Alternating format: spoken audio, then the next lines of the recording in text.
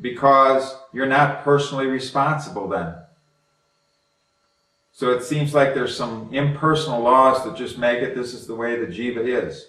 But it's heavier than that, because the Mayavadi philosophy will become more attractive. Perhaps since the Vaishnavas like to use this technique, which isn't ultimately true, that I come from the spiritual world having misused my free will there and then I've been sent into this, maybe there's some other teachings in there that aren't ultimately true.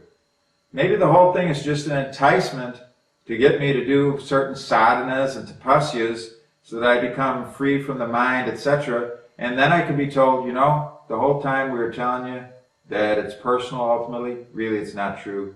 Ultimately, it's impersonal. I can buy it because you've already told me that the Guru may use this trick where he tells you that you came from the spiritual sky, having misused your free will there, and you had a personal relationship with Krishna. But then ultimately, when you get to a certain point, he'll tell you, that was just a technique because you come from a Christian background, and this is a technique a Guru uses.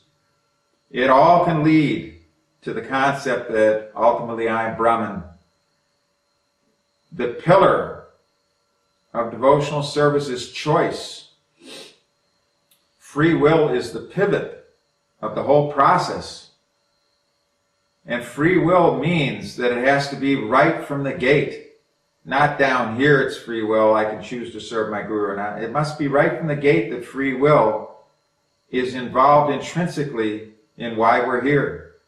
Because if the Supreme Personality of Godhead, as the Siddhanta teaches, has complete free will and the Jiva has small quantities of whatever he has in full, then we must have, from our eternal position, our constitutional eternal position, a minute amount of free will. And this free will is the pivot of bhakti, because you always make advancement. No matter how things play out, you always make advancement when you use your free will to serve the Guru and his orders, which are non-different.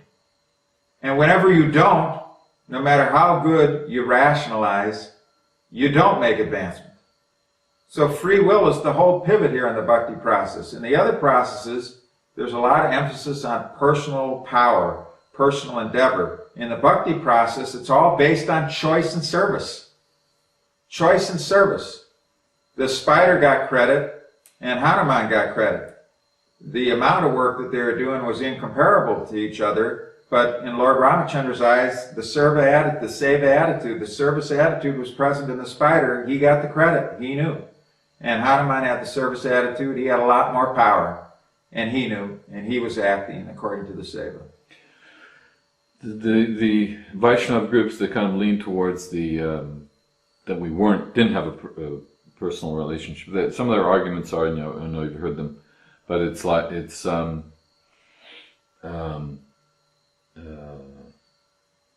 how could we be happy in the spiritual world if the possibility of falling down was there? I mean, how could that be, perfection?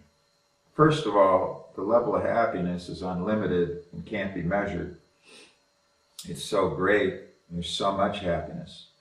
But you can't be God. So God has more happiness. That's the way it is. The Supreme Personality of Godhead has more power. He has more happiness eternally. He's always the superior and we're always the servant subordinate. And that's the way it is. So you can't have all of his happiness. You can't have all of his power. That's a good point. So when you all of a sudden let your free will be misused, and remember, we're talking about something that's called a chintya. It's called a chintya for a reason. It's called a chintya because you can understand it in terms of Siddhanta to a point. But you cannot directly understand it firsthand, completely, until liberated. Until liberated, where you